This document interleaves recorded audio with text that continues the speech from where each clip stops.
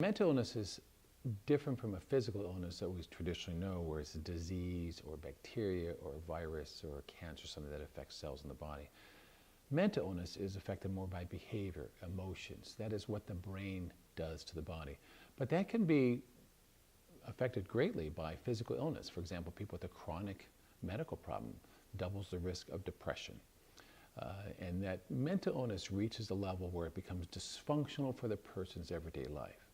About 60 million Americans are affected by mental illness, from the very mild, we all feel days of being sad or anxious or worried, to the very severe. Severe mental illness are things like schizophrenia, bipolar illness, otherwise known as manic depression, or severe depression, where you're now really pretty incapacitated by the seriousness and severity of that mental illness.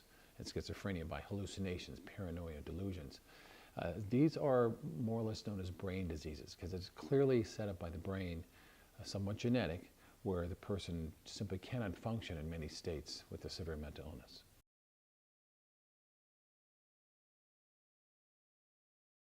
A psychiatrist has a medical degree as an MD or a DO, primarily trained in the field of medicine. They go to medical school and they can write prescriptions for psychiatric illnesses and do diagnosis. A psychologist, generally a PhD or PsyD, P-S-Y-D, doctor in psychology, is trained more in treatment, cognitive behavioral therapy, diagnosis, psychological testing, working with a wide range of psychological talk therapies. And we know, for example, many of the psychiatric illnesses, especially severe mental illness, do best when treatment combines medication and psychological psychotherapy. Both are very, very important. Just doing one without the other oftentimes reduces their effectiveness, and that's why psychiatrists, psychologists working together to help someone works as the most effective team.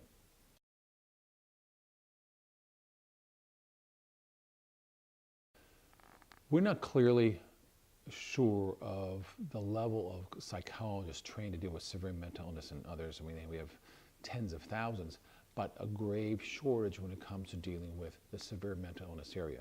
We know the same for psychiatry. We do have more accurate numbers when it comes to child and adolescent psychiatrists. We have about 8,000 or 9,000. We need about 30,000. That means that you have about 50 to 55% of counties in America do not have a psychiatrist or psychologist. Some don't have a clinical social worker. Some very limited in licensed counselors that can work with people. And the problem with that is when someone tries to get help, they simply can't find it. And even if there's a psychiatrist, psychologist in town, their schedule may be so booked they can't see more people. Now here's the problem. When you're dealing with suicides, for example, people make a decision for suicide attempt, and within 5 minutes to an hour, they've acted on it. There was very little time and no time for waiting lists, or if someone calls and there's no answer, it says, I'll call you when I'm free. That just simply doesn't work.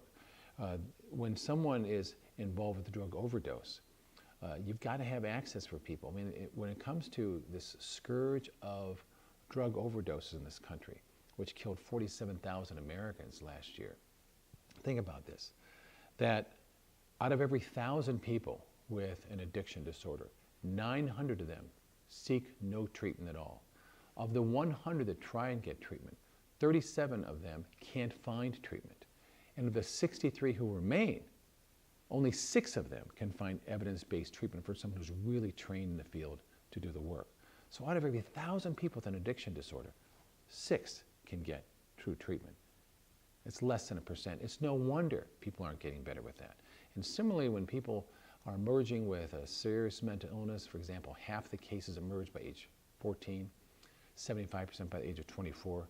If we don't have enough child and adolescent psychiatrists, if we don't have enough child and adolescent psychologists to work with them, there's no help.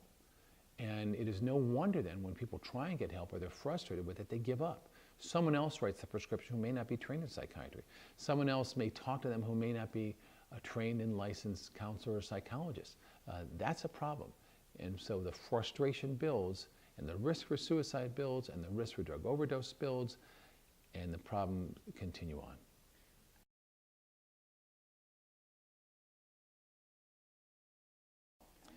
Families can help a great deal in case of serious mental illness and even mild or moderate mental illness when they are available. We know that when families are part of the treatment, the prognosis increases dramatically. However, in cases where the family is part of the problem, obviously you want to be doing family therapy, work with them together.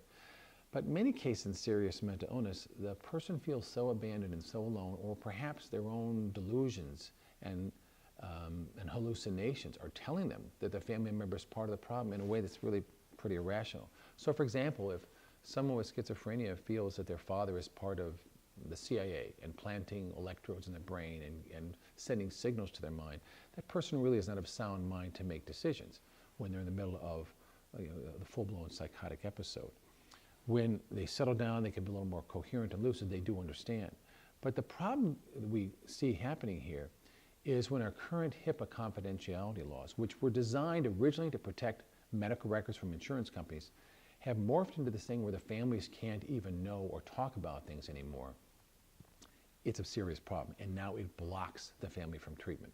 So if a family, for example, is a good, caring, loving family and goes to court and says, can you tell me where my son is? We understand he's on the streets of this city somewhere in America. And a caseworker is sitting there who knows where this person is, and maybe it's the 5th or 6th caseworker this year, they can't even pick that person out of a lineup. But there they are, and the family member is saying, tell me where my son is. And they said, we can't tell you, because he doesn't want you to know. And yet that person may be so floridly schizophrenic or in the midst of bipolar mania, they can't make a sound decision. This is what breaks the hearts of so many families when told, we won't tell you where your son or daughter, your mother, father, your brother, sister, your spouse is. We won't tell you what their medication is. We won't tell you anything. But then they get contacted when they die. There's something terribly tragic about that that has to change.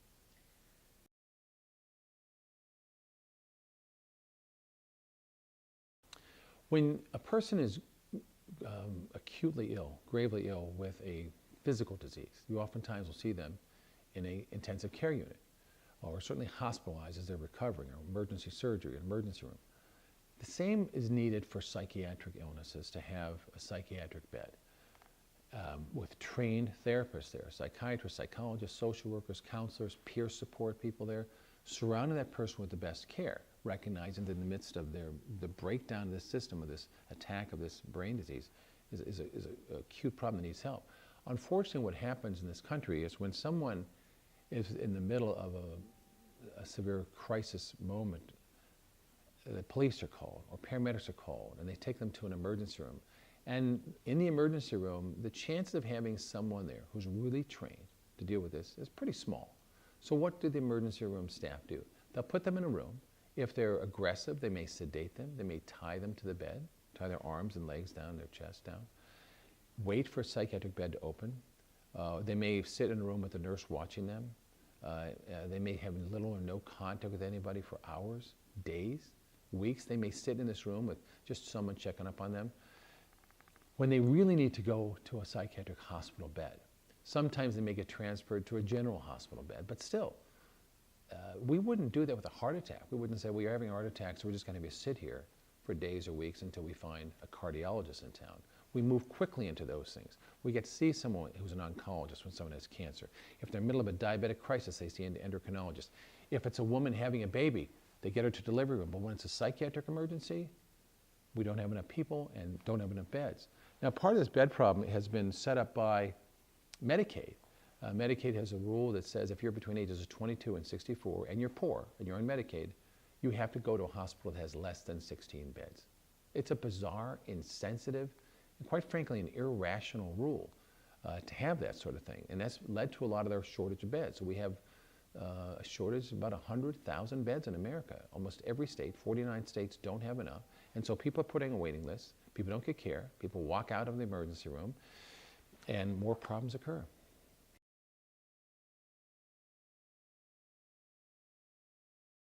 So in response to all of these problems with the mental health in America, and in response to 2 General Accounting Office reports that said it's a disaster, it's not even a patchwork quilt, it's just disjointed 112 federal agencies that are supposed to deliver mental health care, but they don't. They don't meet, they're supposed to. They haven't met since 2009. There's 26 homeless programs, and yet we have growing homeless numbers.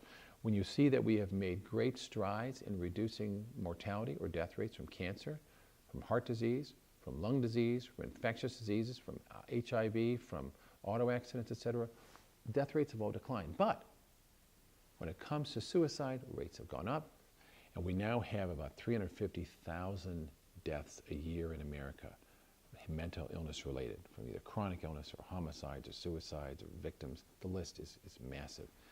And these are all areas that if we had beds, if we had places to handle these things, we'd be better. So we introduced the Helping Families and Mental Health Crisis Act, which would do several things. It changes the rule that drops the 16-bed rule, and instead say you can be in a hospital at least 15 days a month. We provide for more psychiatrists. We provide for more psychologists. We reauthorize suicide prevention bills. We restructure the major agency in the federal government, the Substance Abuse and Mental Health Service Administration, which has been criticized justly for wasting massive amounts of money, and say they will focus on evidence-based care with seriously mentally ill or those at risk for mental illness, instead of the silly things they've been doing over the years, like funding making masks or making collages or making fruit smoothies or a crisis hotline to call if you live in Boston and you're upset with snow. No, we're not going to do those things anymore. We're going to focus on helping people with this insidious disease and get them the help they need. Another major thing it does is it reorganizes that federal agency by putting in charge a psychiatrist or psychologist and giving them the title of Assistant Secretary of Mental Health and Substance Abuse. They'll have the clout, they'll have the power behind their name to restructure and reorganize these federal agencies, so we're providing more services. We also will call upon states to provide data, because right now we don't know where the money goes and we don't know what they do. We want to know the best practices in the state. We want to know if there's evidence that they're doing things that make a difference. And if so, tell us, and we'll share those ideas among other agencies and provide grants for innovation grants and demonstration grants to do more. Because right now, while we're not doing much, states basically put people in jail, put them back on the street as homeless, leave them in an emergency room, or they go to the county morgue.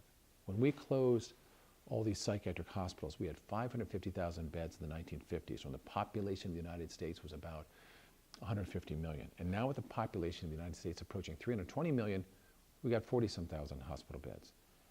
Without treatment for these folks, it worsens their prognosis, it shortens their lifespan, and quite frankly increases the cost to society. Because we traded those hospital beds for the prison cell. We trade the hospital beds for the emergency room. We trade everything else. This is our problem.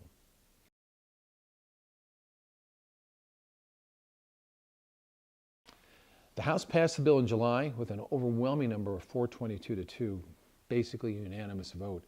It's now in the Senate's hands. We hope the Senate passes this bill in this month of September, which is also Suicide Prevention Month. If they don't, all the change we talked about, more psychiatric beds, more psychiatrists, more psychologists, more peer support, more assisted outpatient treatment, help those in the revolving door of prison and on the street, those things don't happen. And if that doesn't happen, we don't get treatment to people when they need it. We are in an emergency mode here with over 950 people dying per day related to mental illness, about 4 or 5 suicides every hour.